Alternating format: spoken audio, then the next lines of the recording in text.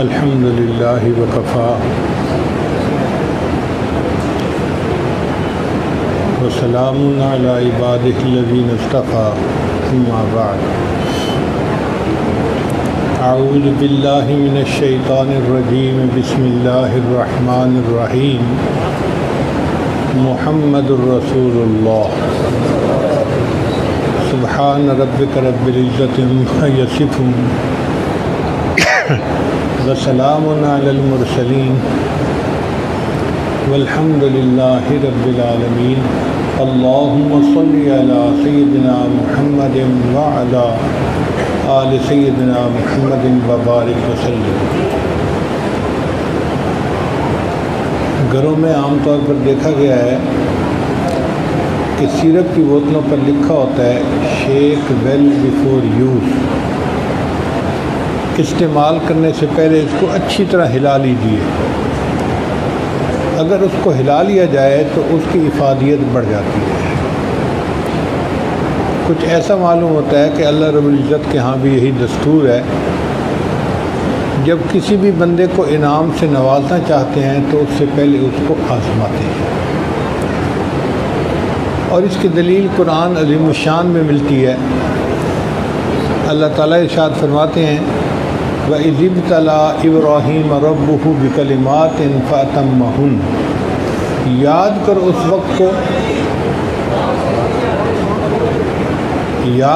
اس وقت کو جب آزمایا ابراہیم کو اس کے رب نے چند باتوں میں اور وہ اس میں کامیاب ہو گئے۔ قَالَ إِنِّي جَاعِلُكَ لِلنَّاسِ إِمَامًا، اللہ نے فرمایا اے میرے ابراہیم میں تجھے انسانوں کا امام بناتا ہوں۔ تو پہلے آزمائے گئے، پھر کامیاب ہونے پر ان کو امامت اللہ نے عطا فرما دی۔ چنانچہ سیدنا ابراہیم علیہ السلام کو اللہ نے حکم دیا اے میرے خلیل آپ میرا گھر تعمیر کیجیے۔ بیت اللہ اس سے پہلے تھا، مگر وقت کے ساتھ ساتھ گر گئی تھی عمارت، صرف بنیادیں باقی تھیں، تو ابراہیم علیہ السلام نے انہی بنیادوں پر دوبارہ عمارت کھڑی کی۔ اب صاف ظاہر ہے کہ مزدور جب مزدوری کرتا ہے تو اس کو اجرت ملتی ہے۔ حضرت ابراہیم علیہ السلام نے جب بیت اللہ کو تعمیر کیا تو اللہ رب العزت نے فرمایا کہ میرے خلیل اب تم مجھ سے مانگو جو مانگتے ہو۔ ہم لوگوں کے ہاں عادت ہے کہ مزدور کو لانے سے پہلے مزدوری طے کرتے ہیں، بھئی 300 روپیہ دیں گے دن کا یا 400 دیں گے۔ جو امیر لوگ ہوتے ہیں وہ طے نہیں کرتے، وہ کہتے ہیں آؤ ہمارا کام کر دو ہم تمہیں خوش کر دیں گے۔ تو اللہ رب العزت تو بادشاہوں کے شہنشاہ ہیں، ساری کائنات کے خزانوں کے مالک ہیں، تو اللہ تعالیٰ نے بھی یہی فرمایا کہ میرے ابراہیم تم نے میرا گھر بنایا ہے، اب مانگو جو مجھ سے مانگتے ہو۔ ابراہیم علیہ السلام بھی اللہ کے خلیل تھے، رازدار تھے، وہ بھی پہچانتے تھے کہ اللہ تعالیٰ کے خزانے کتنے بڑے ہیں اور اللہ کی نعمتیں کون کون سی ہیں۔ چنانچہ انہوں نے دعا مانگی یا اللہ میں آپ سے دنیا کا مال و منال نہیں مانگتا،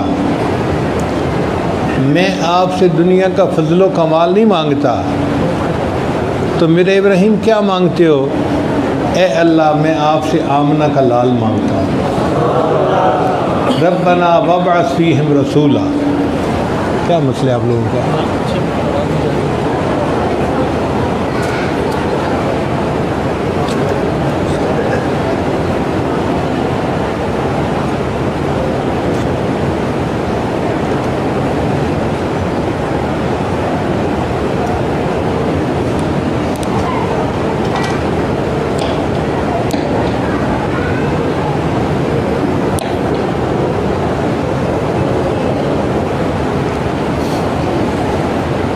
چنانچہ ابراہیم علیہ السلام نے دعا مانگی کہ اے اللہ میں نے گھر بنا دیا، اس کو آباد کرنے والے کو بھیج دیجیے۔ میں نے مسجد بنا دی، عبادت سکھانے والے کو بھیج دیجیے۔ میں نے مدرسہ بنا دیا، پڑھانے والے کو بھیج دیجیے۔ اے اللہ اب اپنے محبوب کو دنیا میں بھیج دیجئے تاکہ وہ انسانیت کو آ کے دین سکھائیں۔ چنانچہ نبی علیہ السلام نے ارشاد فرمایا کہ میں اپنے دادا ابراہیم علیہ السلام کی دعا کی قبولیت بن کے دنیا میں آیا ہوں۔ تو ابراہیم علیہ السلام نے دعا مانگی اور اللہ تعالیٰ نے نبی علیہ السلام کو دنیا میں مبعوث فرمایا۔ اب یہ جو واقعہ ہے یہ قرآن مجید میں بیان ہوا۔ دعا مانگنے والے ابراہیم خلیل اللہ، آمین کہنے والے اسماعیل ذبیح اللہ، اور جو عمارت بنائی گئی اس عمارت کا نام بیت اللہ، اور جس کتاب میں یہ واقعہ نقل کیا اس کا نام کتاب اللہ، اور جو اس دعا کی قبولیت بن کر دنیا میں تشریف لائے ان کا نام محمد الرسول اللہ۔ چنانچہ نبی علیہ السلام جب دنیا میں تشریف لائے تو آپ کے آنے سے پہلے آپ کے خاندان کے 3 بندوں کو آزمایا گیا، نعمت ملی تھی نا بڑی۔ ایک آپ کے دادا عبد المطلب، عبد المطلب کا نام تھا شیبہ، عربی میں شیبہ بڈھے کو کہتے ہیں، بوڑھے کو۔ اس بچے کے سر کے سارے بال کالے تھے، ایک لٹ بالوں کی تھی جو سفید تھی، تھوڑی سی جگہ کے بال سفید تھے، تو ان سفید بالوں کی وجہ سے اس بچے کا نام شیبہ بڈھا پڑ گیا۔ یہ بچہ بچپن میں یتیم ہو گیا۔ اس کی والدہ مدینہ طیبہ کی رہنے والی تھی، اس کا نام تھا اسماء۔ چنانچہ خامد کی وفات کے بعد اسماء اپنے بچے کو لے کر مدینہ آ گئی۔ اسماء کے والدین کوئی زیادہ امیر نہیں تھے، غربت کا حال تھا، چنانچہ یہ بچہ شیبہ وہاں غربت کے ماحول میں پلنے لگا، مگر اس کے اندر قریشی خون تھا، اس کے اندر خاندانی صفات تھیں، تو یہ نوجوان بڑی صفات کا حامل تھا۔ ایک مرتبہ ایک مکہ کا آدمی مدینہ گیا، اس نے دیکھا کہ چند نوجوان تیر اندازی کا مقابلہ کر رہے ہیں۔ ایک نوجوان ایسا ہے کہ جب تیر چلاتا ہے تو ٹھیک نشانے پہ لگتا ہے، اور وہ بڑے ترنگ میں آ کر کہتا ہے کہ مجھے یہ بات سجتی ہے کہ میرا نشانہ ٹھیک لگے، میں اس خاندان کا بچہ ہوں اور میرے رگوں میں ان کا خون دوڑ رہا ہے۔ اس نے لوگوں سے پوچھا کہ یہ کون ہے، تو پتہ چلا کہ یہ تو قریشی خاندان کا بچہ ہے، مگر اس وقت غربت کے ماحول میں پل رہا ہے۔ یہ شخص مطلب کا دوست تھا۔ چنانچہ جب وہ واپس مکہ مکرمہ گیا تو اس نے چچا کو تانا دیا کہ تم بھی کیسے چچا ہو، اپنے بھتیجے کو نہیں پال سکتے، اس کو ماں کے ساتھ غربت کے حال میں چھوڑا ہوا ہے، کوئی خبر لینے والا نہیں۔ تو مطلب نے قسم کھا لی کہ میں جب تک بھتیجے کو نہیں لاؤں گا اس وقت تک چین سے نہیں بیٹھوں گا۔ چنانچہ مطلب مکہ سے مدینہ گیا، بچے کی والدہ سے بات کی، والدہ نے اپنے گھر والوں سے مشورہ کیا تو سب نے یہی مشورہ دیا کہ یہاں وسائل اچھے نہیں ہیں، بچے کے اندر جو صفات ہیں وہ ابھر نہیں سکیں گی، اس کو مکہ بھیج دو، وہ سردار لوگوں کا خاندان ہے، یہ بچہ وہاں پلے گا تو اس کے اندر سرداری کی صفات نکلے گی۔ تو ماں نے پھر بچے کو اس کے چچا مطلب کے ساتھ واپس بھیج دیا۔ مطلب اپنے بھتیجے کو جو چھوٹا بچہ تھا لے کر مکہ آئے۔ جب مکہ داخل ہو رہے تھے نا تو ان کے کسی دوست نے دیکھا کہ مطلب اپنے پیچھے ایک لڑکے کو بٹھا کے لا رہے ہیں۔ اس زمانے میں چھوٹے لڑکوں کو غلام کے طور پہ گھروں میں کام کاج کے لیے رکھا جاتا تھا، تو اس نے خود ہی گمان کر لیا کہ مطلب کام کے لیے کوئی بچہ لایا ہے اپنے گھر میں، اس نے اس کا نام عبد المطلب کہہ دیا، تو یوں شیبہ کا نام عبد المطلب پڑ گیا۔ وہ مطلب کے غلام نہیں تھے، مطلب کے تو بھتیجے تھے، مگر نام مطلب عبد المطلب پڑ گیا۔ یہ نبی علیہ السلام کے دادا تھے، مگر انہوں نے بچپن میں یتیمی دیکھی، غربت دیکھی، اور جب واپس آئے تو ان کو مکہ مکرمہ میں قریش خاندان میں رہنے کا موقع ملا۔ اب جو صفات ہوتی ہیں نا وہ ماحول کے ساتھ ابھرتی ہیں، نکھرتی ہیں۔ اس بچے نے جب اس خاندان میں پرورش پائی تو وہاں پر تو قبیلوں کے لوگ آتے تھے اور بڑے بڑے معاملات کو سلجھانا پڑتا تھا اور بڑے اونچے درجے کی باتیں ہوتی تھیں، تو مطلب ان تمام محفلوں میں شرکت کرتا تو اس کی جو آئی کیو لیول تھا وہ بہت بڑھ گیا۔ چنانچہ مطلب جب بھی وہ مشورہ دیتا تو بہت اچھا ہوتا۔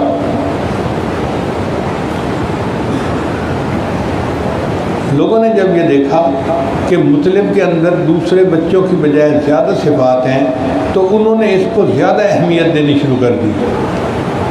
چنانچہ ایک وقت ایسا آیا کہ انہوں نے مطلب کو اپنے خاندان کا بڑا بنا دیا کہ جی ہمارے خاندان کا سردار عبد المطلب ہے۔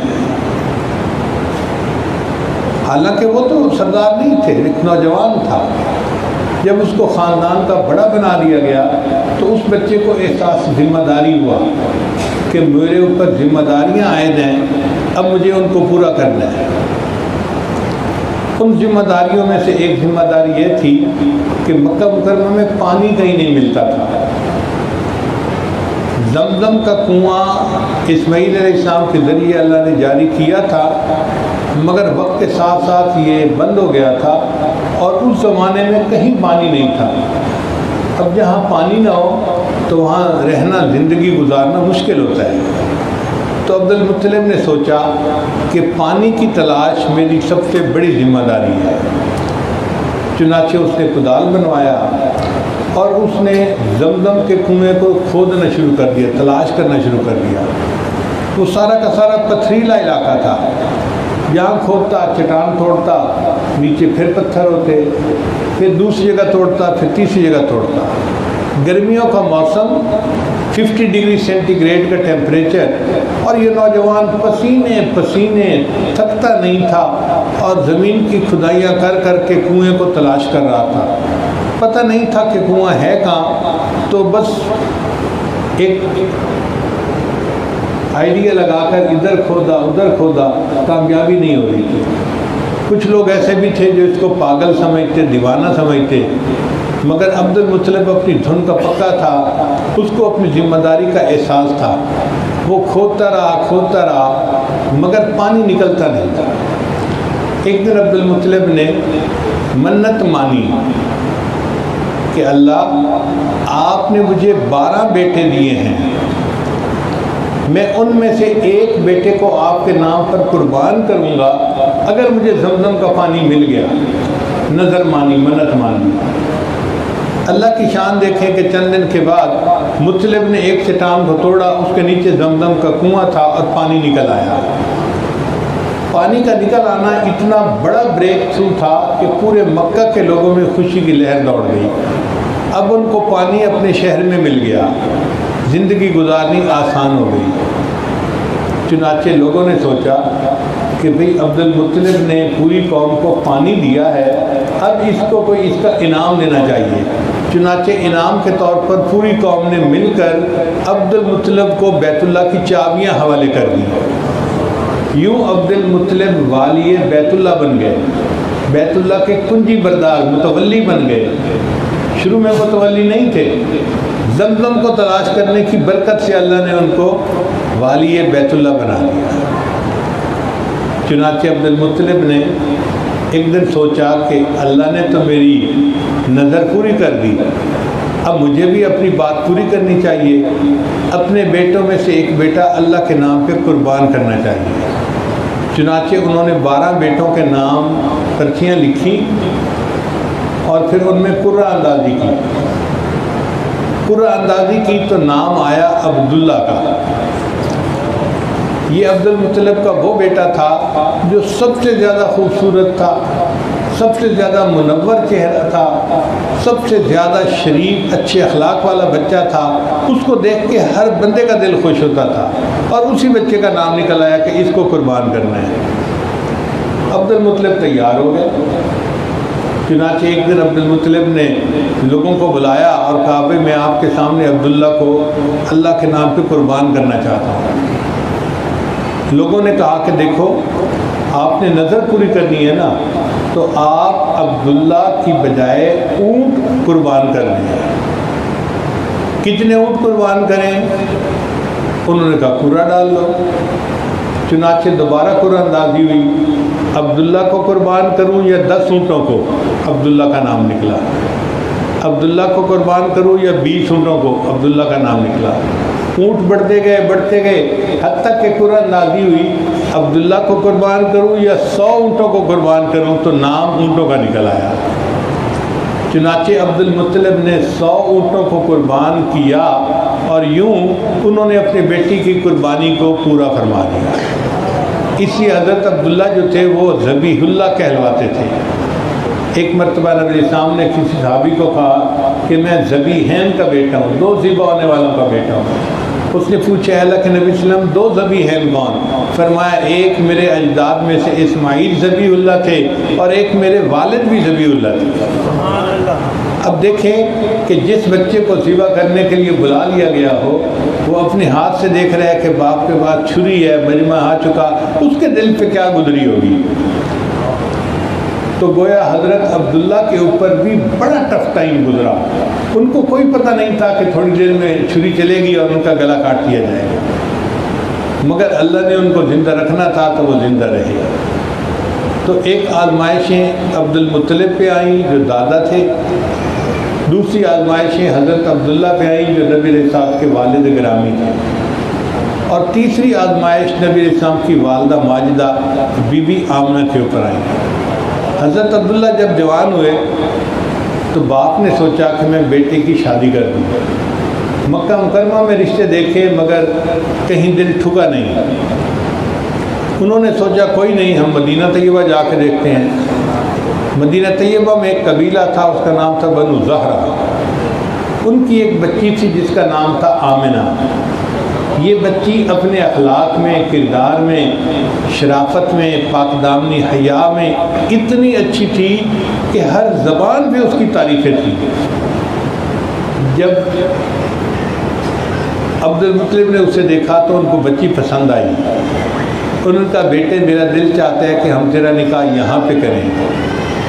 حضرت عبداللہ نے کہا کہ ابا جان جو آپ فیصلہ کریں گے میں تیار ہوں۔ چنانچہ حضرت عبداللہ کا نکاح بیوی آمنہ کے ساتھ ہو گیا۔ اس وقت حضرت عبداللہ کی عمر تھی 18 سال اور بچی کی عمر تھی 16 سال۔ اب نکاح کے بعد بچی مکہ مکرمہ آ گئی اور دونوں میاں بیوی نے زندگی گزارنی شروع کر دی۔ کچھ عرصہ گزرا تو ایک قافلہ مکہ سے شام جانے لگا۔ اس زمانے میں قافلے جایا کرتے تھے، کیونکہ سفر لمبے تھے، مشکل تھے، تو اکیلا بندہ سفر نہیں کرتا تھا، قافلے کی شکل میں سفر کرتا تھا، اور جانے میں بھی 2-4 مہینے لگتے تھے، آنے میں بھی 2-4 مہینے، اور اگر 2-4 مہینے قیام بھی وہاں کرے تو یہ 8-9 مہینے کا سفر بن جاتا تھا۔ چنانچہ جب قافلہ تیار ہو گیا تو عبد المطلب نے اپنے بیٹے عبداللہ کو مشورہ دیا کہ بیٹے قافلہ جا رہا ہے، اگر تم بھی ساتھ چلے جاؤ تو یہاں سے کچھ سامان خرید کے لے جانا، ادھر بیچ دینا، پھر جو پیسے ملے تو وہاں کا سامان خرید کے لے آنا، یہاں بیچ دینا، تمہیں نفع ہو جائے گا، نئی تمہاری شادی ہوئی ہے تو خرچے میں آسانی ہوگی۔ حضرت عبداللہ نے ارادہ کر لیا۔ اب شادی کے ابتدائی مہینوں میں میاں بیوی کو ایک دوسرے سے جدا کیا جائے تو یہ بہت بڑا مجاہدہ ہوتا ہے، بہت مشکل کام ہوتا ہے۔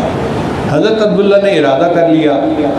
اب بی بی آمنہ جو تھی وہ بڑی اداس تھیں کہ میرا خامن 9 مہینے کے لیے مجھ سے جدا ہو جائے گا۔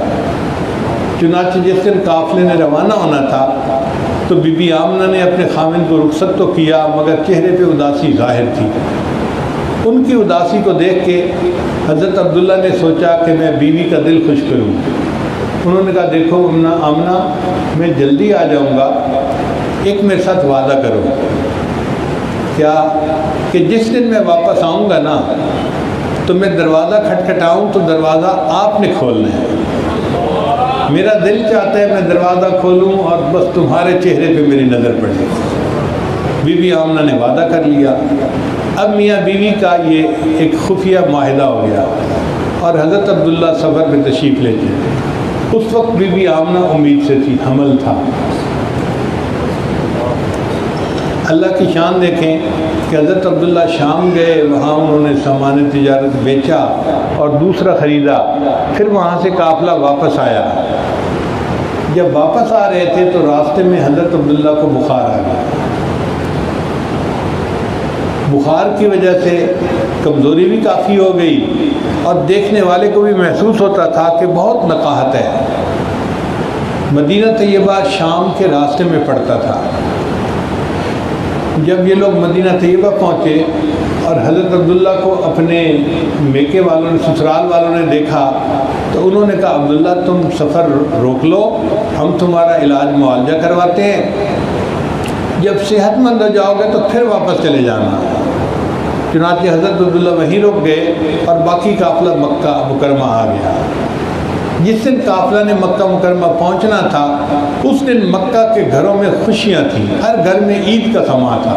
عورتیں اپنے خامدوں کے آنے پر خوشی سے پھولی نہیں سماتی تھیں، گھروں کی صفائی، بچوں کو نہلایا، کپڑے پہنائے، خود نہا دھو کے اچھے کپڑے پہنے، کھانے بنائے، وہ اپنے خامدوں کا استقبال کرنا چاہ رہی تھی۔ اب بی بی آمنہ نے وعدہ کیا ہوا تھا عبداللہ آپ دروازہ کھٹکھٹائیں گے تو میں دروازہ کھولوں گی اور میں دروازہ کھولنے میں دیر نہیں لگاؤں گی۔ چنانچہ بی بی آمنہ میں بھی اچھے کپڑے پہنے اور دروازے کے اندر کی طرف دروازے کے قریب ہی بیٹھ گئی کہ جب دروازہ کھٹکھٹایا جائے گا تو مجھے کھولنے میں دیر نہ لگے۔ اللہ کی شان کہ ظہر ہو گئی، عصر ہو گئی، مغرب ہو گئی، حضرت عبداللہ نہیں آئے۔ بی بی آمنہ پریشان کہ بھئی میرے ہسبینڈ کیوں نہیں آئے؟ انہوں نے گھر کے دوسرے مردوں کو بتایا، انہوں نے پتہ کیا تو پتہ چلا کہ جتنے لوگ قافلے میں گئے تھے سب اپنے گھروں کو چلے گئے، پیچھے کوئی بندہ نہیں جو آنے والا ہو۔ تو بھئی حضرت عبداللہ کہاں ہے؟ ان کا جناب وہ تو بیمار ہو گئے تھے اور وہ تو مدینہ رہ گئے، سفر انہوں نے وہیں پہ روک لیا، ٹھیک ہوں گے تو پھر آئیں گے۔ چنانچہ خاندان کے کچھ لوگ مدینہ طیبہ گئے اور چاہتے تھے کہ حضرت عبداللہ وہاں پر صحت مند ہو تو ان کو مکہ مکرمہ لے جایا جائے، مگر اللہ کی شان دیکھیں کہ حضرت عبداللہ کا وقت آ گیا تھا اور حضرت عبداللہ کی مدینہ طیبہ میں وفات ہو گئی۔ اس وقت بی بی آمنہ کی مدت حمل جو تھی وہ 7 ماہ کی تھی۔ ایک عورت جو 7 مہینے کی حاملہ ہو اور اس کا خامن فوت ہو جائے اور ابھی شادی کو سال بھی پورا نہیں گزرا، آپ سوچیں اس بچی کے دل کے اوپر کیا صدمہ گزرتا ہے۔ تو حضرت عبد المطلب پہ بھی آزمائش آئی، حضرت عبداللہ پہ بھی آزمائش آئی اور بی بی آمنہ کے اوپر بھی آزمائش آئی۔ چنانچہ بی بی آمنہ کہتی ہیں کہ میرے حمل کے جو 9 مہینے تھے وہ اس طرح گزرے کہ مجھے پتہ ہی نہیں چلتا تھا کہ میں بیماری میں ہوں یا نہیں، مجھے کوئی حمل کی تکلیف نہیں تھی، لیکن میں 3 باتیں بڑی انوکھی دیکھتی تھی۔ پہلی بات کہ جب بھی میں گھر سے باہر نکلتی تھی تو دھوپ کے عالم میں فوراً ایک بادل میرے اوپر سایہ کر دیتا تھا، مجھے دھوپ میں نہیں چلنا پڑتا تھا۔ دوسری علامت میں یہ دیکھتی کہ میں جہاں چل کے جاتی تھی راستے میں درخت ہوتے تھے تو ان کی ٹہنیاں جھک کے ایسے کرتی تھی جیسے مجھے سلام کر رہی ہیں۔ اور تیسری نشانی اس سے بھی بڑی تھی کہ لڑکیاں نوجوان زمزم بھر کے لاتی تھی گھروں میں، جب میں زمزم بھرنے کے لیے جاتی تو مجھے 20-30 فٹ نیچے سے زمزم کا ڈول نہیں نکالنا پڑتا تھا، میں قریب جا کے کھڑی ہوتی تھی، زمزم کا پانی اوپر آتے آتے 1 فٹ کنارے سے نیچے رہ جاتا، میں کنارے پر بیٹھ کر ہی بوکیاں بھر لیا کرتی تھی۔ یہ اتنا واضح تھا کہ مکہ مکرمہ کی دوسری لڑکیاں مجھے وہاں سے ہلنے نہیں دیتی تھی، آمنہ تم چلی جاؤ گی، پانی نیچے چلا جائے گا، ہمیں کھینچنا پڑے گا، تم یہیں رہو، ہمیں آسانی سے پانی مل جائے گا۔ میں یہ 3 نشانیاں دیکھتی تو میں سوچتی کہ یہ کیوں ہیں، تو میں کہتی ہو سکتا ہے کہ جو بچہ میرے وطن میں ہے وہ کوئی بڑا ہی بابرکت ہو کہ اس کی برکت سے اللہ مجھے یہ نشانیاں دکھا رہے ہیں۔ مگر گھر میں غربت تھی، چونکہ خامن فوت ہو گئے تھے اور خرچے کے لیے کچھ نہیں تھا، حتیٰ کہ جس رات بچے کی ولادت تھی اس رات گھر میں جلانے کے لیے چراغ بھی نہیں تھا، اندھیرا ہی اندھیرا تھا۔ ایک وقت آیا کہ آسمان کے اوپر سب ستارہ چمکا. آسمان کے اوپر سب ستارے کا چمکنا یہ نبی علیہ السلام کی ولادت مبارکہ کی خاص نشانی تھی جو پہلی کتابوں میں نقل کی گئی تھی. اب یہودیوں کے تو اندر ایک کوہرام مچ گیا کہ بھئی نبی آخر الزمان پیدا ہونے والے ہیں، پتہ کرو کس گھر میں ہے کوئی بچہ. انہوں نے مدینہ طیبہ کے سارے گھروں کا پتہ کیا. پتہ چلا کہ عورتیں حاملہ تو ہیں مگر کسی کو ابھی 5 مہینے باقی ہیں، کسی کو 6 مہینے باقی ہیں، کسی کو 7 مہینے باقی ہیں. ایسی کوئی عورت بھی نہیں کہ جس بچہ قریب الولادت ہو، تھوڑے وقت میں پیدائش ہوئے. یہودیوں نے کہا بھائی یہ مسئلہ کیا ہے؟ ان کا ہو سکتا ہے کہ مدینہ کی بجائے مکہ میں کوئی بچہ پیدا ہو، مکہ میں پتہ کرو. چنانچہ مکہ مکرمہ میں پتہ کیا گیا تو ان کو پتہ چلا کہ ایک عورت ہے، اس کا نام ہے بی بی آمنہ، حضرت عبداللہ کی بیوی ہے اور قریش خاندان میں سے. اس کے ہاں بچے کی ولادت ہے اور چند دن بچے کی ولادت میں باقی ہیں. تو یہودیوں کو نبی علیہ السلام کی ولادت مبارکہ سے پہلے ہی اندازہ ہو گیا تھا کہ یہ بچہ مکہ مکرمہ میں پیدا ہوگا. لیکن چونکہ ان کی لڑی بنو اسماعیل میں سے تھی اور یہودی بنو اسحاق میں سے تھے، اس لیے خاندانی رقابت کی وجہ سے انہوں نے اس بات کو چھپائے رکھا کہ وہ جو نبی آخر الزمان ہے وہ ہماری لڑی میں نہیں، وہ دوسری لڑی میں پیدا ہوگا. اللہ کی شان دیکھیے کہ ایک رات ایسی بھی آئی کہ جس رات میں جو کسرا بادشاہ تھا اس کے محل کے 14 کنگرے گر گئے اور اس نے ایک خواب دیکھا کہ عربی اونٹ جو ہے وہ گھوڑوں کو دھکیل کے عرب سے باہر نکال رہے ہیں. اور تیسرا ایک بتکدہ تھا ایران میں، اس کی آگ 1000 سال سے کبھی انہوں نے بجھنے نہیں دی تھی، وہ بھی اچانک بجھ گئی. یہ 3 عجیب نشانیاں تھیں. چنانچہ کسرا اٹھا صبح، اس نے خواب کی تعبیر دینے والوں کو بلایا اور کہا کہ مجھے بتاؤ میں نے یہ خواب دیکھا ہے. انہوں نے کہا جی لگتا ہے کوئی ایسا بچہ پیدا ہونے والا ہے کہ آپ کی خاندان کے 14 اور بادشاہیاں چلیں گی، پھر آپ سے وہ سلطنت چھین لے گا. آپ کے 14 کنگرے گرے ہیں نا، تو 14 بادشاہیاں چلیں گی. پھر تو کسرا خوش ہو گیا، 14 بادشاہیوں میں بڑا ٹائم لگے گا. اور اس کو یہ پتہ نہیں تھا کہ اس کے بعد جو اس کے بادشاہ بننے تھے نا، ایک کے بعد دوسرا، دوسرے کے بعد تیسرا، مرتے گئے اور حضرت عمر لانو کے زمانے میں 14 بادشاہیاں مکمل ہو گئیں اور مسلمانوں نے کسرا کی تخت تاج کو فتح کر لیا. جو آتش کدہ کی آگ بجھی تھی اس میں کیا حکمت تھی کہ اللہ نے یہ پیغام دے دیا کہ آگ کی اور بتوں کی پوجا کرنے والوں، اب بت پرستی کا زمانہ چلا گیا اور دنیا کو توحید کا سبق دینے والا دنیا میں آ گیا ہے. اور عربی اونٹوں نے جو گھوڑوں کو دھکیل کے باہر کیا تھا تو اصل میں یہ مسلمانوں صحابہ کو اللہ نے فتح دینی تھی اور انہوں نے غیر مسلموں کو جزیرہ عرب سے نکال دینا تھا. پھر آسمان کے ستارے بھی جھک گئے، یعنی ایسے لگتا تھا کہ ستارے بالکل قریب آ گئے. بی بی آمنہ حیران تھی کہ یہ کیا نشانی ہے، مگر وہ نہیں سمجھی. بچے کی ولادت ہوئی. بی بی آمنہ کہتی ہے کہ میں نے جیسے ہی بچے کو اپنے بستر پہ لٹایا ولادت کے بعد تو بچہ اوندا ہو گیا، یعنی بچے نے دنیا میں آتے ہی اپنے رب کو سجدہ کیا. اب بی بی آمنہ خوش بہت تھی کہ اللہ نے مجھے بیٹے سے نوازا، اور بیٹا خوبصورت بھی اتنا تھا کہ جو دیکھتا تھا اس کا دل لبھا لیتا تھا.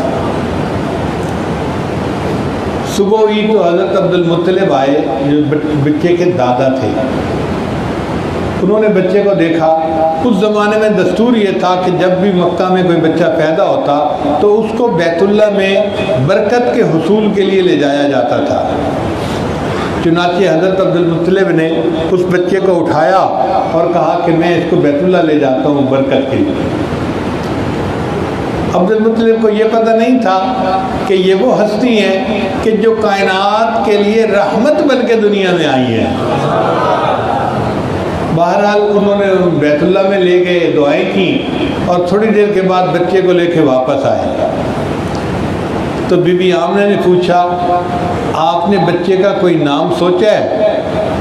تو حضرت عبد المطلب نے کہا کہ ہاں میں نے 2 نام سوچے ہیں، یہ نام کسی نے پہلے نہیں رکھے ہوں گے۔ کون کون سے نام؟ ایک نام میں نے محمد سوچا ہے اور ایک نام میں نے احمد سوچا ہے۔ اور واقعی یہ دونوں نام نبی علیہ السلام کو سجدے تھے۔ محمد کا مطلب وہ ہستی کہ جس کی دنیا میں اتنی تعریفیں کی گئی ہوں کہ اتنی تعریفیں کسی اور کی نہ کی گئی ہوں، اور ہمارے محبوب صلی اللہ علیہ وسلم پہ یہ لفظ سجتا ہے۔ نبی علیہ السلام کی تعریفیں مسلمانوں نے بھی کی، عیسائیوں نے بھی کی، ہندوؤں نے بھی کی، سکھوں نے بھی کی، حتیٰ کہ دہریوں تک نے بھی ان کی تعریفیں کی ہیں، غیر مسلموں نے بھی تعریفیں کی ہیں۔ انسانی تاریخ میں جتنی تعریفیں نبی علیہ السلام کی گئی ہیں کسی اور ہستی کی تعریفیں نہیں کی گئی۔ تو آپ صلی اللہ علیہ وسلم حقیقت میں محمد تھے، اتنی تعریفیں کہ اتنی تعریفیں کبھی کسی کی نہ ہوئی ہوں۔ اور نبی علیہ السلام احمد بھی تھے۔ احمد کا معنی وہ ذات جو اللہ کی اتنی تعریفیں کرے، اتنی تعریفیں کرے کہ اتنی تعریفیں کوئی اور کر ہی نہ سکے۔ اور نبی علیہ السلام احمد بھی تھے، چنانچہ آپ نے اللہ کی عظمت کو کھول کر بیان کیا اور دنیا میں اللہ کی ایسی تعریفیں کی جو کوئی نہیں کر سکتا۔ پھر نبی علیہ السلام نے فرمایا قیامت کے دن اللہ مجھے مقام محمود عطا فرمائیں گے، اور میں مقام محمود پہ جا کر سجدہ کروں گا اور اللہ کی ایسے تعریفیں کروں گا، نہ تعریفیں اس سے پہلے کسی نے کی ہوں گی، نہ کوئی بعد اس کے تعریف کر سکے گا۔ تو میرے آقا صلی اللہ علیہ وسلم اللہ کی ایسی تعریفیں کریں گے۔ تو آپ صلی اللہ علیہ وسلم احمد بھی تھے، محمد بھی تھے، تو نام تو بہت اچھے تھے، ماں نے بھی پسند کیا۔ اب عربوں میں ایک دستور تھا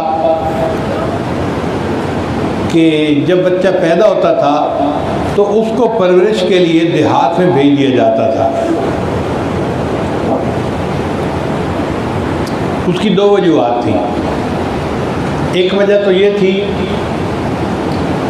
کہ مکہ مکرمہ ایک پبلک پلیس تھی، قافلے آتے جاتے رہتے تھے، وہاں ٹھہرتے تھے، اور قافلوں کے آنے جانے کی وجہ سے وہاں پر وائرس پھیل جاتی تھی،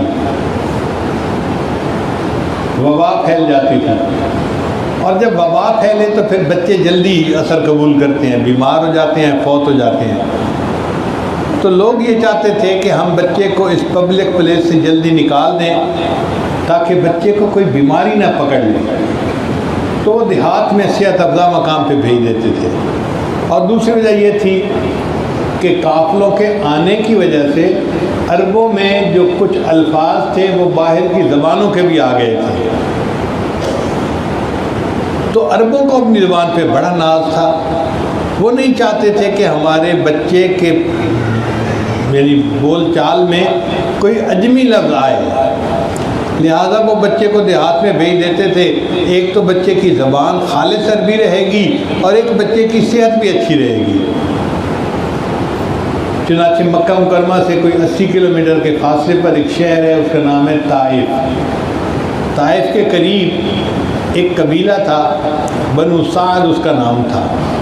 تو وہاں کی کچھ عورتوں نے پروگرام بنایا کہ کیوں نہ ہم جائیں اور مکہ مکرمہ سے بچے لے کے آئیں، ان کو ہم پالیں گی، واپس کریں گی تو ہمیں اس کا انعام ملے گا اور ہمیں فائدہ ہوگا۔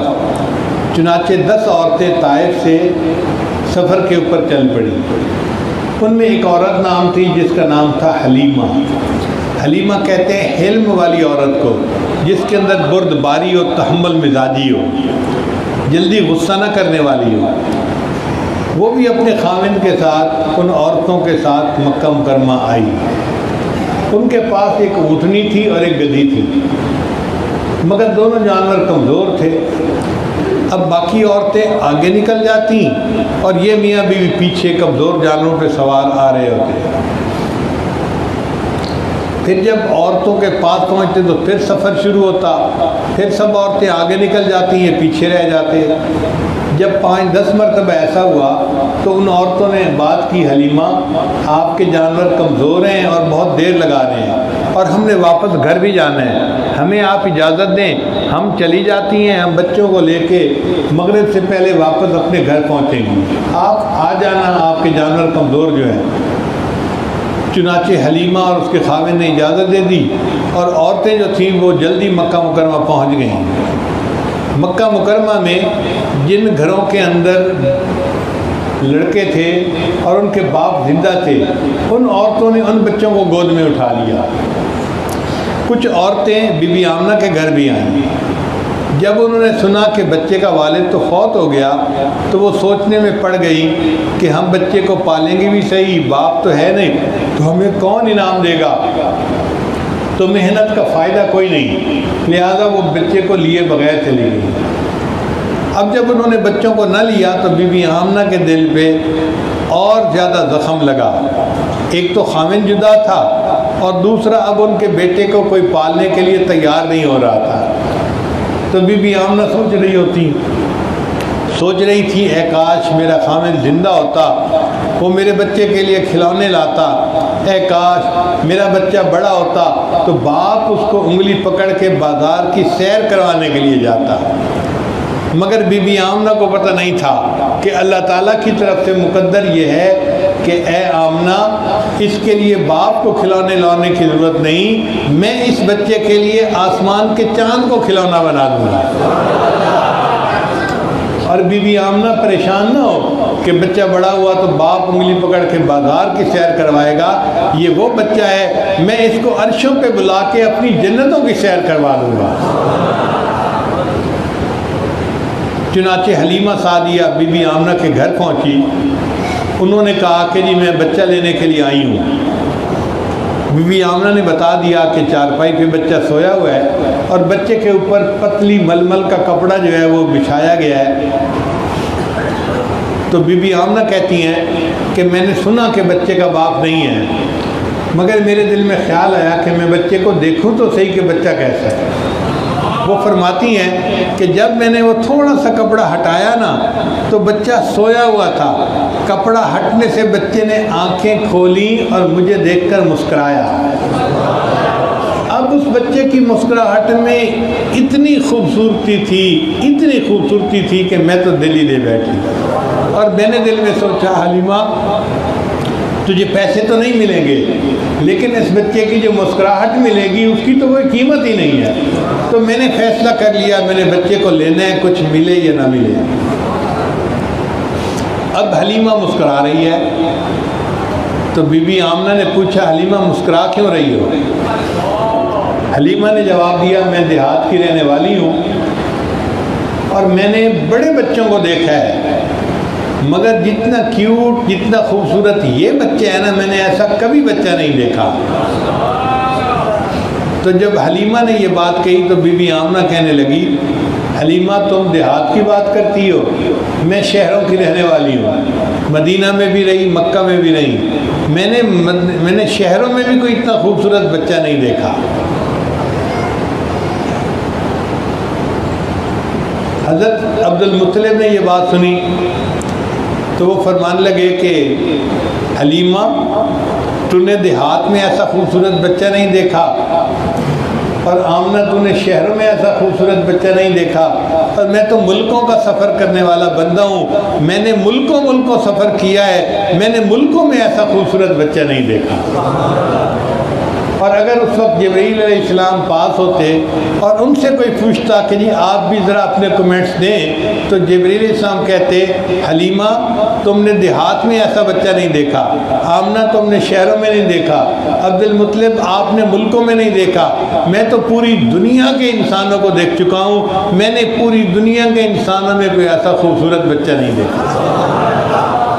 اور اگر اس وقت اللہ تعالیٰ سے جبرائیل علیہ السلام پوچھتے کہ یا اللہ آپ اس بچے کے بارے میں کیا فرماتے ہیں، تو ہمیں گمان یہ ہے کہ اللہ کی طرف سے جواب آتا حلیمہ تو نے گاؤں میں ایسا بچہ نہ دیکھا، آمنہ تو نے شہروں میں نہ دیکھا، عبد المطلب تو نے ملکوں میں نہ دیکھا، اور جبرائیل تو نے دنیا میں نہ دیکھا، اور میں کائنات کا بنانے والا پروردگار ہوں، میں نے اپنی ساری مخلوق میں ایسا خوبصورت بچہ نہیں دیکھا۔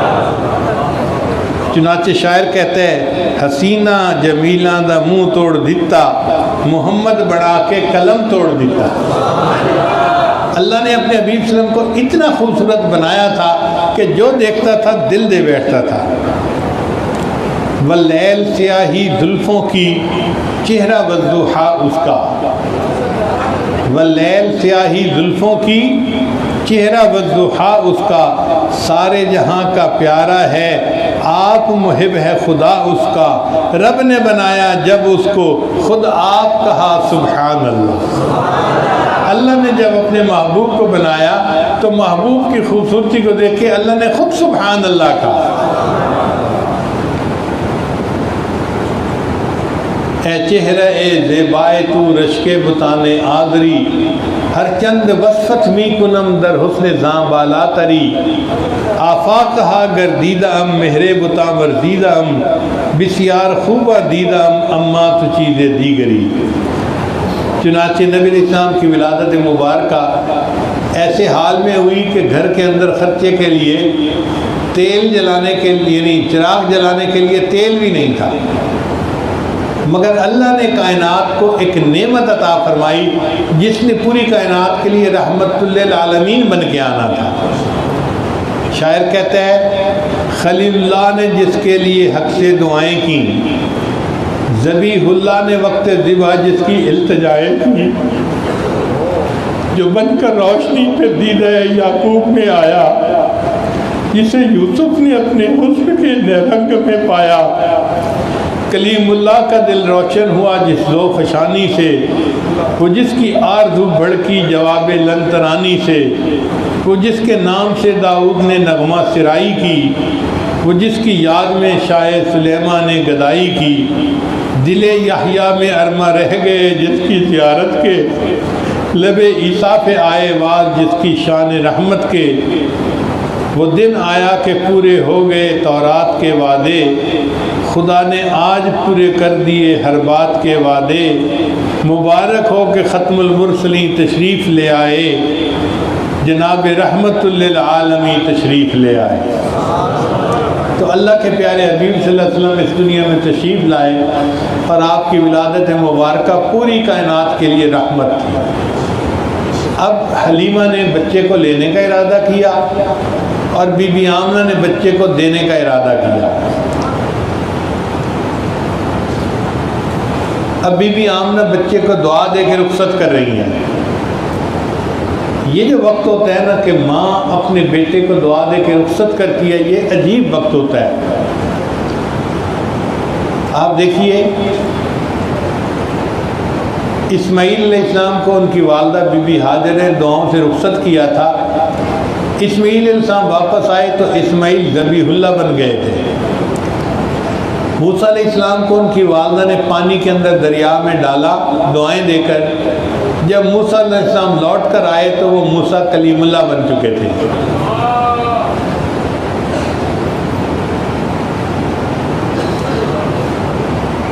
عبد المطلب کو ان کی والدہ اسماء نے دعائیں دے کے مدینہ سے مکہ مکرمہ بھیجا. عبد المطلب جب لوٹ کر ماں کے پاس آئے تو وہ والی بیت اللہ بن چکے تھے. اور آج بی بی آمنہ ایک چھوٹے بچے کو دعائیں دے کے رخصت کر رہی ہے اور بی بی آمنہ نہیں جانتی تھی یہ بچہ لوٹ کر آئے گا تو ایک وقت آئے گا کہ یہ محمد الرسول اللہ بن چکا ہوگا. چنانچہ حلیمہ نے بچے کو اپنے سینے سے لگایا اور گھر سے باہر آئی. خامن نے پوچھا تم نے بچے کو گود لے لیا؟ کہنے لگی ہاں بچے کا والد تو زندہ نہیں مگر اس کی مسکراہٹ نے میرا دل جیت لیا ہے، بس اس کی مسکراہٹ ہی مجھے کافی ہے. خامن نے کہا ہو سکتا ہے اللہ تعالیٰ اس بچے کی وجہ سے ہمیں برکت دکھا دے. چنانچہ خامن نے اپنی بیوی کو کہا کہ اونٹنی پہ بیٹھو. اب بیوی بیٹھ گئی تو اس کے بعد خامن آگے بیٹھا کہ میں اونٹنی کو چلاؤں، لیکن جیسے ہی خامن آگے بیٹھتا ہے اونٹنی چلنے سے انکار کر دیتی ہے. خامن نیچے اترا، جیسے ہی خامن نیچے اترا اونٹنی چلنے کے لیے تیار ہے. پھر خامن آگے بیٹھا، پھر اونٹنی نہیں چلتی. جب 2-3 مرتبہ ایسا ہوا تو خامن پریشان، حلیمہ ہماری اونٹنی چلتی کیوں نہیں؟ حلیمہ نے کہا کہ ایسے کرو کہ مجھے آگے بٹھاؤ اور آپ میرے پیچھے بیٹھو، مجھے لگتا ہے تم اس بچے کی طرف پشت کر کے بیٹھتے ہو، اونٹنی چلنے سے انکار کر دیتی ہے۔ اور واقعی بات ایسی تھی کہ اللہ نے تو نبی علیہ السلام کو کائنات کا سردار بنایا تھا، یہ کیسے ممکن تھا کہ وہ بندہ پیٹ کر کے بیٹھتا اور سواری چل پڑتی؟ چنانچہ سواری جب چلی تو سواری نے تو بھاگنا شروع کر دیا، تیز چل رہی ہے، بھاگ رہی ہے، بھاگ رہی ہے۔ اللہ کی شان دیکھیں کہ جو عورتیں پہلے بچوں کو لے کر آ چکی تھیں وہ ابھی راستے میں تھیں کہ حلیمہ کی سواری ان تک آ پہنچی، اور جب ان تک پہنچی تو حلیمہ کی سواری ان سے بھی آگے بڑھنے لگی، تو عورتیں بڑی حیران ہوئیں۔ انہوں نے کہا حلیمہ کیا تم نے سواری تبدیل کر لی ہے؟ حلیمہ نے جواب دیا سواری تو میں نے تبدیل نہیں کی، سواری کا سوار تبدیل ہو گیا ہے۔ چنانچہ وہ سواری اتنا تیز چلی کہ سب عورتوں سے پہلے واپس اپنے گھر پہنچی۔ اب جب گھر پہنچی تو حلیمہ کے گھر میں 4-5 بکریاں تھیں، بوڑھی تھیں، دودھ نہیں دیتی تھیں۔ چنانچہ اس دن حلیمہ کے خاوند نے دیکھا کہ سب بکریوں کے تھن دودھ سے بھرے نظر آتے ہیں۔ اس نے کہا حلیمہ برتن لاؤ، دودھ بہت ہے بکریوں کے تھنوں میں، میں دودھ نکال لوں گا۔ چنانچہ گھر کے جتنے خالی برتن تھے وہ سارے کے سارے دودھ سے بھر گئے۔ اب اتنے دودھ کو دیکھ کے حلیمہ کا خاوند حیران ہو گیا، کہنے لگا کہ حلیمہ واقعی جس بچے کو تو لائی ہے یہ کوئی بڑا بابرکت بچہ ہے، اللہ نے ہمیں اس کی برکت آنکھوں سے دکھا دی ہے۔ اللہ نے اپنے بعض پیغمبروں کو محلوں میں پالا، موسیٰ علیہ السلام کو فرعون کے محل میں پالا، حضرت یوسف علیہ السلام کو عزیز مصر کے محل میں پالا۔ اللہ تعالیٰ اگر چاہتے تو اپنے محبوب صلی اللہ علیہ وسلم کو بھی کسی محل میں پال سکتے تھے، مگر اللہ نے اپنے محبوب صلی اللہ علیہ وسلم کو حلیمہ کے غربت قدے کے اندر، کچے مکان کے اندر پالا، کیونکہ اللہ دکھانا یہ چاہتے تھے لوگوں جس کے پاس ککھ نہیں تھا، جب میرا محبوب اس گھر میں آیا تو اب ان کے پاس لکھ آ گیا۔ یہ ساری برکتیں یہ میرے محبوب کی وجہ سے ہیں۔ چنانچہ حلیمہ کی بکریاں اتنا دودھ دیتی تھیں کہ باقی عورتیں آ کے پوچھا کرتی تھی حلیمہ تم اپنی بکریوں کو کہاں چراتی ہو، ہمیں بھی بتاؤ، ہم بکریوں کو وہیں چرائیں، ہماری بکری بھی زیادہ دودھ دیں۔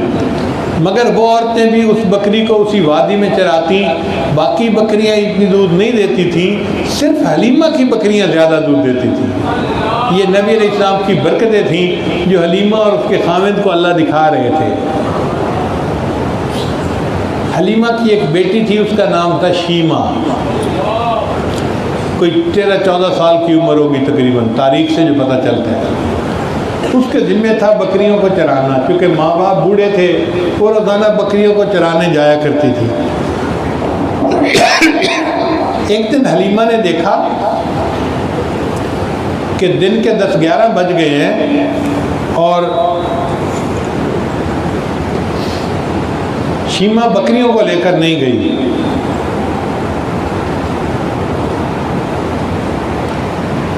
تو حلیمہ نے بیٹی کو کہا کہ بیٹی آج تو بکریوں کو لے کر نہیں گئی۔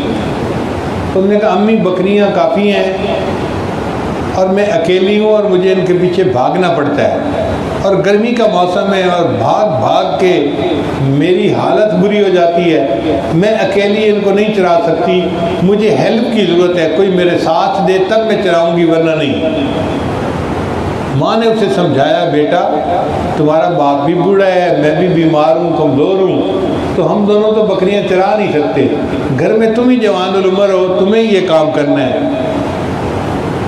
تو شیمہ نے کہا اچھا امی اگر مجھے یہ کام کرنا ہے نا تو یہ جو میرا چھوٹا بھائی محمد ہے نا اس کو میرے ساتھ بھیجو، میں بکریاں چرا لوں گی۔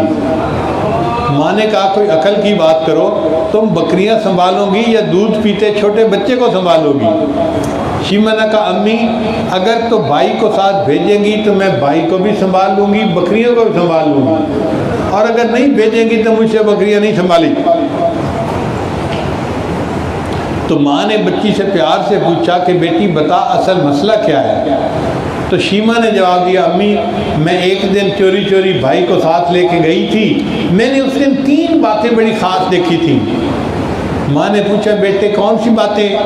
امی ایک بات تو یہ کہ میں سارا دن جہاں بھی گئی ایک بادل میرے اوپر سایہ کرتا رہا، مجھے دھوپ کے اندر چلنا ہی نہیں پڑا۔ اور دوسری بات امی، میں ایک جگہ بھائی کو لے کے بیٹھی تھی، ایک راہب قریب سے گزرا، اس نے میرے بھائی کو دیکھا اور اس کے ہاتھ پاؤں کی کچھ نشانیاں دیکھی، اور پھر مجھے کہنے لگا مجھے لگتا ہے تمہارا بھائی کوئی بہت بڑا انسان، بڑی شخصیت بنے گا۔ امی مجھے اپنے بھائی کی تعریفیں بہت اچھی لگی۔ اور تیسری بات امی آپ کو کیا بتاؤں کہ جہاں میں نے بکریوں کو چرانا تھا میں بھائی کو لے کر گئی اور میری بکریاں جلدی جلدی چرنے لگ گئیں۔ میں ایک جگہ بھائی کو لے کر بیٹھ گئی، میری بکریوں نے پورا گھاس خود چر لیا، پھر جہاں میں بیٹھی تھی ساری بکریاں میرے گرد آ کر بیٹھیں، باقی وقت میں بھی بھائی کا چہرہ دیکھتی رہی، میری بکریاں بھی بھائی کا چہرہ دیکھتی رہی۔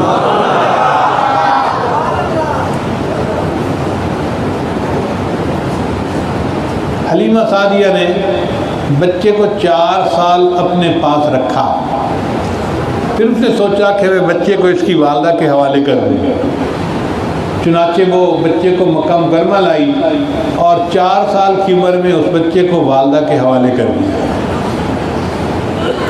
2 سال بچہ اپنی والدہ کے پاس اور رہا۔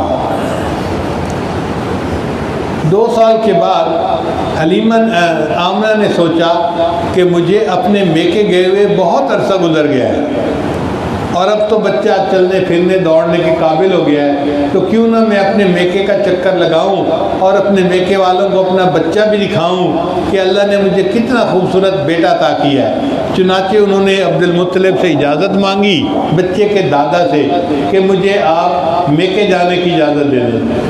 عبد المطلب نے شرط رکھی، حلیمہ تمہیں پتہ ہے میں اس بچے کو دیکھ کے جیتا ہوں، اس کے بغیر میرا دن نہیں گزرتا، رات نہیں گزرتی، تم جا تو رہی ہو، جتنا جلدی ہو بس بچے کو ملا کے جلدی واپس آ جانا۔ بی بی آمنہ نے وعدہ کیا کہ میں جلدی واپس آؤں گی اور بچے کو لے کے وہ مکہ سے مدینہ تشریف لائیں۔ اب مدینہ کے جس بندے نے بچے کو دیکھا، کوئی کہتا بالکل عبداللہ کی کاپی ہے، کوئی کہتا ہے اتنا خوبصورت بچہ، کوئی کہتا جیسے لوگ باتیں کرتے ہیں نا کہ جی اس کو تو لگتا ہے فرشتوں نے فارغ وقت میں بنایا ہے۔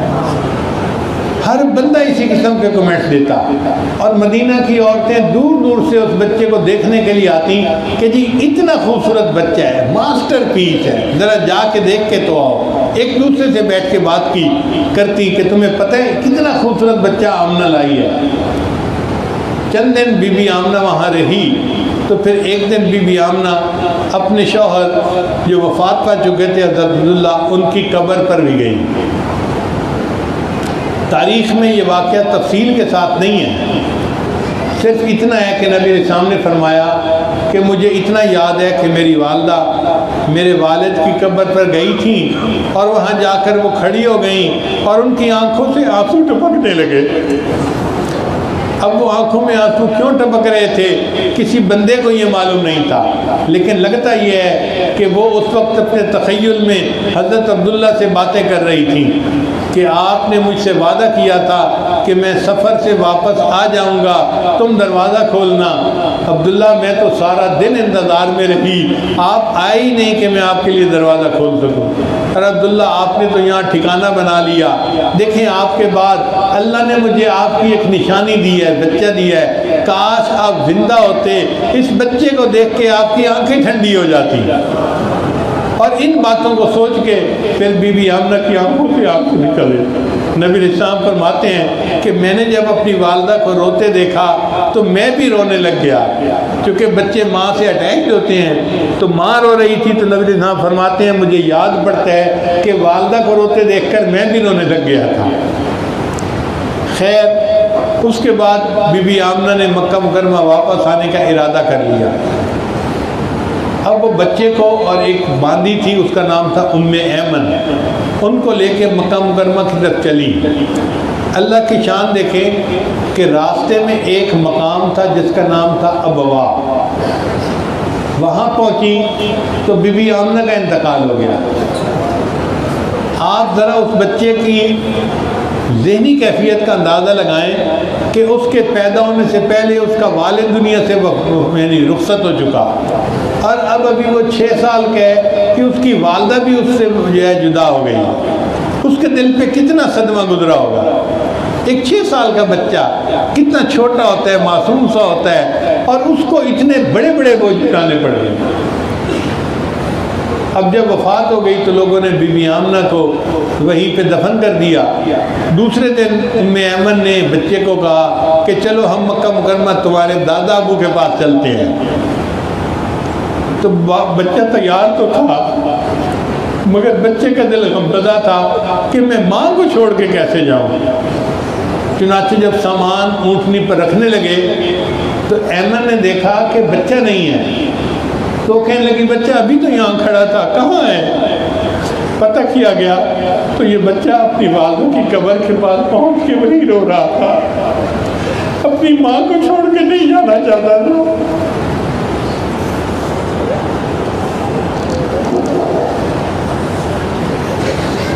ام ایمن نے بہت سمجھایا، تمہارے دادا کو انتظار کر رہے ہوں گے، ہمیں دیر ہو گئی، چلو چلتے ہیں۔ بہرحال اس بچے کو دلاسا دلا کر، تسلی دلا کر ام ایمن نے اپنے ساتھ اونٹنی پہ بٹھایا اور مکہ کا سفر پھر شروع ہو گیا۔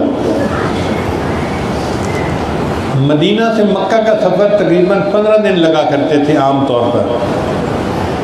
ادھر حضرت عبد المطلب کا حال عجیب تھا، ان کی توقع تھی کہ میری بہو اپنے بیٹے کو لے کے جلدی آ جائے گی، اور اب اتنے دن گزر گئے تھے اور ابھی تک آئی نہیں تھی۔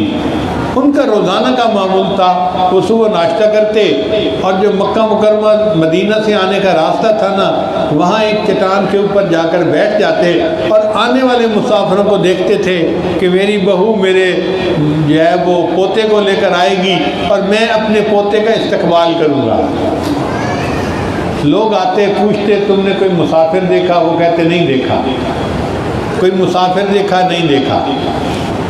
ایک دن عبد المطلب نے دیکھا کہ ایک عورت ہے اور اس کے ساتھ ایک چھوٹا بچہ ہے اور وہ آ رہے ہیں، تو عبد المطلب کا دل بڑا خوش ہو گیا کہ میری بہو اپنے بیٹے کو لے کر آ گئی۔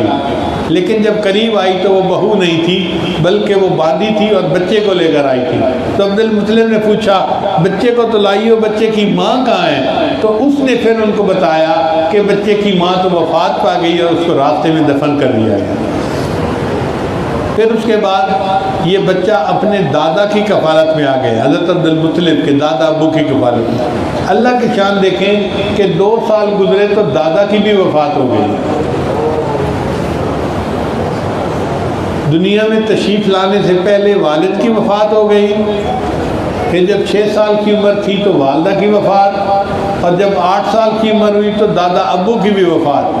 سہارے ہٹتے گئے۔ اللہ نے دکھانا تھا اگر سہاروں سے یہ پلتے اور دنیا کو تعلیم کا درس دیتے تو دنیا اعتراض کرتی کہ خود سہاروں سے پلنے والے آج ہمیں کہتے ہیں خدا کے سوا کوئی سہارا نہیں۔ دیکھو میں اپنے محبوب کو بے سہارا کرتا چلا جا رہا ہوں اور میں دکھا رہا ہوں کہ دیکھو ان کو میں نے پال کے دکھایا اور انہوں نے پوری کائنات کو توحید کا درس عطا فرما دیا۔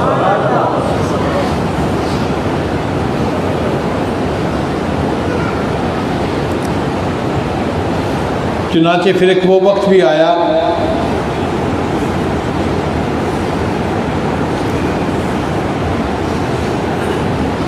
جب نبی اسلام نے مکہ مکرمہ فتح کیا اور غزوہ حنین ہوئی۔ غزوہ حنین میں 6000 قیدی تھے اور 12000 بکریاں جانور تھے جو مسلمانوں کے ہاتھ مال غنیمت کے طور پر آئے۔ نبی علیہ السلام نے فیصلہ کیا کہ میں یہ مال غنیمت مجاہدوں میں تقسیم کر دیتا ہوں۔ نبی علیہ السلام مال غنیمت مجاہدوں میں تقسیم کر رہے تھے کہ ایک صحابی آئے اور آ کر کہنے لگے اے اللہ کے حبیب صلی اللہ علیہ وسلم، قیدیوں میں ایک عورت ہے، وہ کہتی ہے کہ میں تمہارے صاحب کی بہن ہوں، مجھے ان سے ملاؤ۔ تو نبی علیہ السلام نے فرمایا نہیں، میری تو کوئی بہن نہیں، میں تو عبداللہ کا ایک ہی بیٹا ہوں، پھر ان کی وفات ہو گئی تھی میری پیدائش سے پہلے، میری تو کوئی بہن دنیا میں نہیں، کون دعویٰ کرتی ہے؟ اس کو لاؤ میرے پاس۔ چنانچہ اس عورت کو لایا گیا۔ اس نے آ کر کہا کہ میں آپ کی دودھ شریک بہن شیمہ ہوں، حلیمہ کی بیٹی ہوں، اور آپ کو میری والدہ نے پالا تھا، اس رشتے سے میں آپ کی بہن بنتی ہوں، اور میں آپ کو گودوں میں کھلایا کرتی تھی، اور آپ کے لیے میں نے لوری بنائی ہوئی تھی۔ تو جب اس نے وہ باتیں بتائیں تو نبی علیہ السلام کو یاد آ گیا کہ ہاں واقعی یہ باتیں جو کر رہی ہے ٹھیک کر رہی ہے۔ تو جیسے ہی نبی علیہ السلام کو پتہ چلا کہ یہ میری بہن بنتی ہے، حدیث پاک میں آتا ہے نبی علیہ السلام نے اپنی چادر زمین پر بچھائی اور اس شیمہ کو کہا کہ شیمہ آپ اس میری چادر کے اوپر بیٹھیں، اگر آپ میرے پاس رہیں گی تو ساری زندگی آپ کی کفالت میں کروں گا، اور اگر آپ واپس جانا چاہیں گی تو میں آپ کو آزاد کر دیتا ہوں کہ آپ اپنے خاندان میں واپس جائیں۔ اس نے کہا جی میں تو واپس جانا پسند کروں گی۔ چنانچہ نبی علیہ السلام نے ان کو آزاد کر دیا۔ جب آزاد کر دیا تو وہ کہنے لگی کہ جی آپ مجھے آزاد کر رہے ہیں، میں واپس جاؤں تو قبیلے والے تانا دیں گے کہ خود آزاد ہو کے آ گئی اور باقی قیدیوں کا خیال ہی نہیں رکھا۔ بہن کی سفارش پر نبی علیہ السلام نے اس قبیلے کے جتنے قیدی تھے سب کو آزاد فرما دیا، اور دنیا کو نبی علیہ السلام نے درس دیا کہ بھائی اپنی بہنوں کا یوں احترام اور عزت کیا کرتے ہیں۔ پھر شیمہ نے کہا کہ میں نے آپ کی ایک لوری بنائی ہوئی تھی، ربنا ابق لنا محمدا۔ یہ پوری لوری تاریخ کی کتابوں میں لکھی گئی ہے، ربنا ابق لنا محمدا۔ اس کا معنی یہ ہے اللہ ہمارے محمد کو سلامت رکھنا، ہمارے محمد کو باقی رکھنا۔ جیسے ہم کہتے ہیں نا یہ جیتا رہے، یہ لمبی زندگی ہو، یہ عمر دراز ہوئے، اس طرح کی دعا۔ تو یہ دعا تھی ربنا ابق لنا محمدا۔ تو شیمہ نے کہا کہ میں نے تو آپ کے لیے یہ بھی دعا مانگی تھی کہ اللہ آپ کو دنیا میں عزتیں دے، اور مجھے نہیں پتا تھا کہ اللہ آپ کو اتنی عزتیں دے گا کہ آج میں قیدی بن کے آپ کے سامنے پیش کی گئی ہوں۔